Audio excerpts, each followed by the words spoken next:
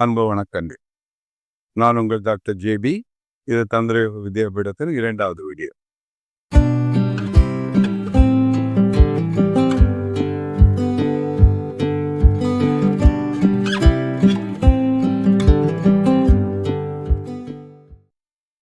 முதல்ல தந்திர யோகம் என்றால் என்ன? இந்த விஷயத்தை தந்திரமா பண்ணிட்டான் அப்படின்னு சொல்றோம் இல்லையா? அப்போ தந்திரம் என்றால்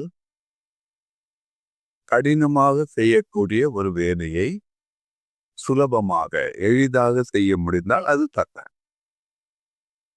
ஒரு சின்ன உதாரணம் சொல்றேன். மனிதன் பிறக்கும்போது 2 கால்களோட பிறந்தான். அப்போ உங்களுடைய நேச்சுரல் வே ஆஃப் லோகோமோஷன், ஒரு இடத்திலிருந்து இன்னொரு இடத்திற்கு செல்வதற்கு இறைவன் கால்களை தான் வச்சிருக்கான். ஆதி காலத்தில் மனிதர்கள் ஒரு இடத்திலிருந்து இன்னொரு இடத்துக்கு நடந்துதான் சென்றார்கள். காது போக போக மனிதன் தந்திரமா யோசிக்க ஆரம்பிச்சான். என்ன பண்ணான்? குதிரை மேல ஏறி போக ஆரம்பிச்சான். கழுத மேல ஏறி போக ஆரம்பிச்சான். இன்னும் கொஞ்ச நாள் போகும்போது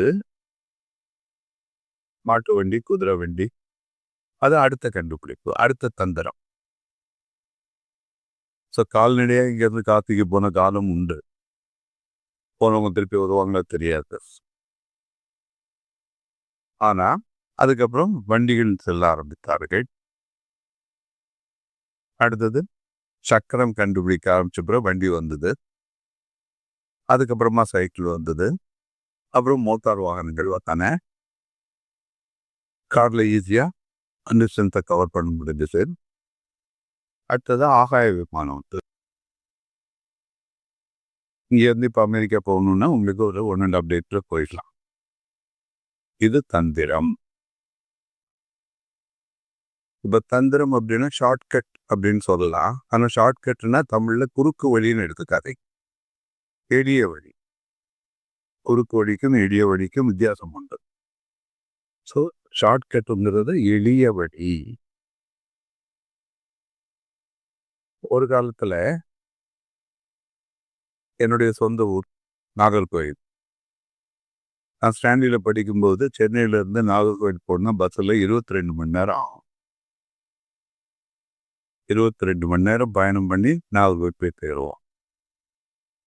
வழியில் ஒரு பஸ் ஸ்டாண்டுக்குள்ளே போய் ஆளடி ஏற்றி இறக்கி ஒரு ஊருக்குள்ளேயும் கிட்டத்தட்ட 900 கிலோமீட்டர் தூரம் இருக்கு.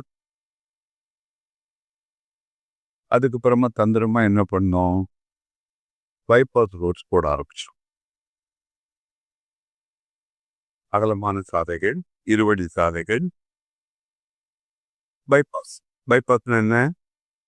ஒரு ஊருக்குள்ள நுழையாம தந்திரமா அது சுற்றி போயிருக்கும்.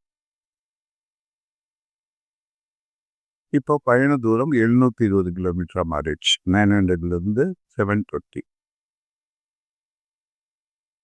பேருந்துகளும் விரைவாக செல்ல ஆரம்பிச்சு. சின்ன ரோட்ஸ் நல்லா இருக்கு. டெக்னாலஜியில் இன்ஜின்ஸ் நல்லா இருக்கு. ஒரு 12 மணி நேரத்தில் போய் சேர்ந்துடலாம். 22 மணி நேர பயணம் இப்போது 12 மணி நேர பயணமாக சுருங்கி விட்டது. 10 மணி நேரத்தில் போறவங்களும் இருக்காங்க. இது தந்திரம். அப்போ எதற்கு மாற்றாக இந்த தந்திரம் வந்தது அப்படின்னு பார்த்தீங்கன்னா, யோக கலை. இப்ப யோகாசனங்கள் அப்படின்னு சொல்றோம் இல்லையா? யோக கலைகள் நல்லது, பிராணாயாமா நல்லது. அதனால உடனடியான பலன் கிடைக்காது. பலன் கிடைக்க கொஞ்சம் காலம் அதிகமாகும். அப்போ ரொம்ப கஷ்டப்படாம, இப்போ ஒரு 50 வயதுக்காரரை போய் திடீர்னு போய் நீ யோகாசனம் பண்ணுன்னா நடக்கிற காரியமா? உடல்ல ஃபிளெக்சிபிலிட்டி இருக்காது, போயிருக்கும். ஆல்ரெடி முதுகு வலி, முட்டி வலி, கால் வலி, கை வலி, எல்லா வலியும் வந்துடும். அவரால் குறிஞ்சு நிமிர்ந்து வளைஞ்சு யோகாசனம் பண்ண முடியாது. அப்ப இதற்கான எளிய வழி வேற ஏதாவது இருக்குதா? உடனடியாக நமக்கு பலன் தரணும். அதே நேரத்தில் செய்வதற்கு எளிதாக இருக்கணும்.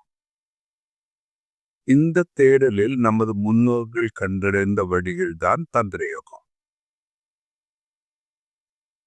இன்னொன்னு இருக்கு. இந்த யோக கலைகள் ஆதி காலத்தில் ஒரு குறிப்பிட்ட சமூகத்தினருக்கு மட்டுமே உள்தானதாக இருந்தது. உயர் ஜாதியினர் மட்டும் கற்றுக்கொள்ளக்கூடிய ஒரு கலை. சூத்திரனுக்கு கிடையாது.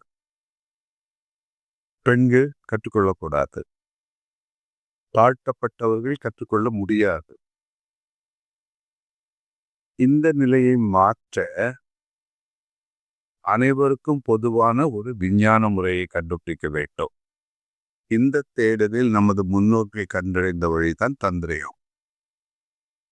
அப்ப தந்திரயோகம் என்பது எல்லோருக்கும் பொதுவானது. இங்கே ஜாதி மத இன பேதம் கிடையாது. ஆண் பெண் என்ற பேதமும் இல்லை. யார் வேண்டுமானாலும் கற்றுக்கொள்ளலாம். வயது 6 வயதுக்கு மேல 6 வயசுக்கு மேல உள்ள யார் வேணாலும் தந்திரயோகம் செய்யலாம். அடிப்படை டெக்னிக்ஸை பண்ணலாம். கொஞ்சம் கொஞ்சமா அதில் படிப்படியாக போய் அதோடைய உயர்நிலைகள் வரைக்கும் போகலாம். இன்னைக்கு நான் தந்திரயோகத்தில் மகா குரு அப்படிங்கிற லெவல்ல இருக்கிறேன். எனக்கு கீழே பல குருக்களை உருவாக்கி கொண்டிருக்கிறேன். எனக்கு பின்னால அவங்க மகா குருக்களாக வரணும். அதற்கான முயற்சியில் தான் இருக்கிறோம். நீங்க முக்கியமா புரிஞ்சிக்க வேண்டிய விஷயம், தந்திர யோகம் என்பது மாயாஜாலம் அல்ல, மந்திரவாதம் அல்ல, ஒரு விஞ்ஞானம். முழுக்க சக்தி குறித்த ஒரு விஞ்ஞானம். சக்தியை அடிப்படையாக கொண்ட ஒரு விஞ்ஞானம். இந்த விஞ்ஞானத்தில் ஒளிவு மறைவுகள் கிடையாது. எப்படி சயின்ஸ் எல்லாருக்கும் பொதுவானதோ, எப்படி சயின்ஸ்ல ரகசியங்கள் இல்லையோ, அதே மாதிரிதான் தந்திர யோகமும் அனைவருக்கும் பொதுவானது. ரகசியங்கள் இருக்கக்கூடாது. ஆனா குரங்கு கைகள் சிக்கிய பூமாலைன்னு ஒரு பழமொழி உண்டு. தகுதியானவர்களுக்கு மட்டும்தான் அது கிடைக்கும். இல்லைன்னா தந்திர யோகம் ரொம்ப பவர்ஃபுல்லான ஒரு விஷயம். மிக சக்தி வாய்ந்த ஒரு ஆயுதம். அது யார் கையில போகணும், யார் கைக்கு போகக்கூடாது அப்படிங்கிற ஒரு டிஸ்கிரிமினேஷன் அங்கே இருக்கு.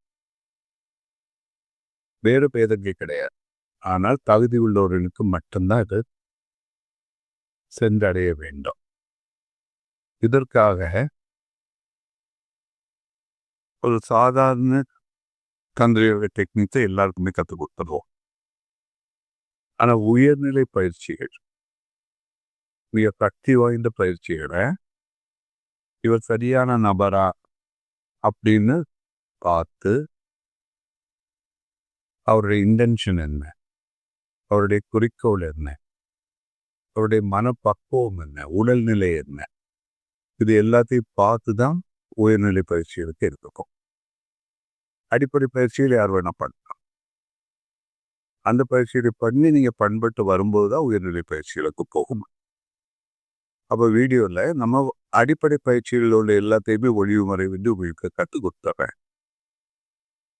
அதுக்கப்புறம் மேலும் விருப்பம் உள்ளவர்கள், தகுதி உள்ளவர்களுக்கு மட்டும் அப்புறமா பார்க்குது. இப்போ தந்திர யோகம் அப்படின்னா அதில் ஒரு 3 பெரும் பிரிவுகள் உட்பகுதிகள். தந்திரா, மந்திரா, யந்திரா. தந்திர யோகம், மந்திர யோகம், யந்திர யோகம். இப்ப தந்திரான்னு சொல்லும்போது சில பிராக்டிசஸ், முதிரைகள் தந்திராக்குள்ளதான் வரும். மந்திர யோகம் என்பது ஒரு தனியான ஒரு துறை. இந்த மந்திர யோகத்துல மந்திர தீட்சை வாங்கும்போது தான் உங்களுக்கு மந்திர யோகம் முழுமையான பலனை தரும். இந்த மந்திர தீட்சையை எல்லாருக்கும் கொடுக்க முடியாது. அதற்கு நீங்க தகுதியானவராக இருக்கணும். அந்த அளவுக்கு உங்க உடலும் மனமும் ரெடியாக இருக்கணும். அப்போ தான் மந்திர பயிற்சி.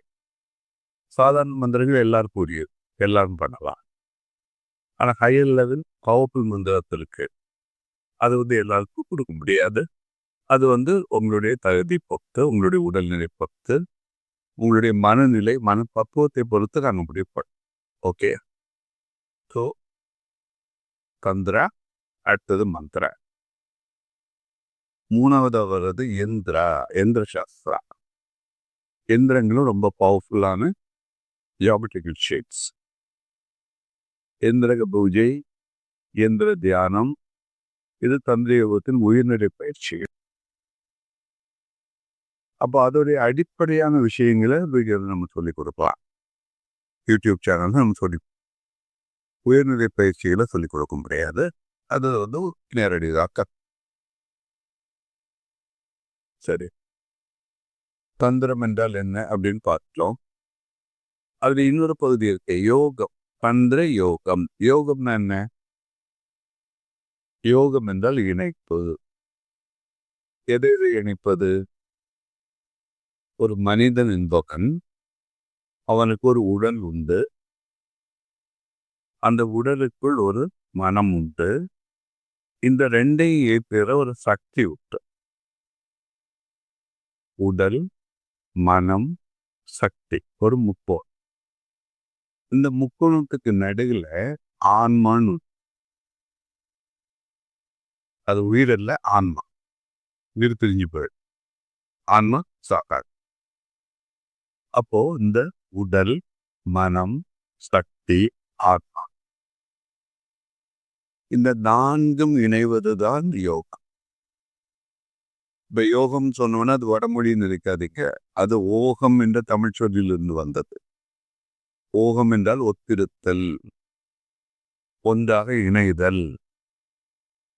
ஓகம், அதான் அதிலிருந்து வந்த சொல் தான் யோகம். அப்ப அந்த ஓகக்கலை மிக எளிமையாக்கப்பட்ட வடிவம் தந்திரயோகம். அப்ப தந்திரயோகத்தை யார் வேணாலும் கத்துக்கலாம்.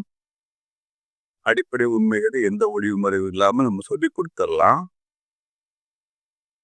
ஆனா அதற்கான ஆர்வம் உங்கள்கிட்ட இருக்கணும், ஒரு திறந்த மனம் இருக்கணும். You have to approach without bias.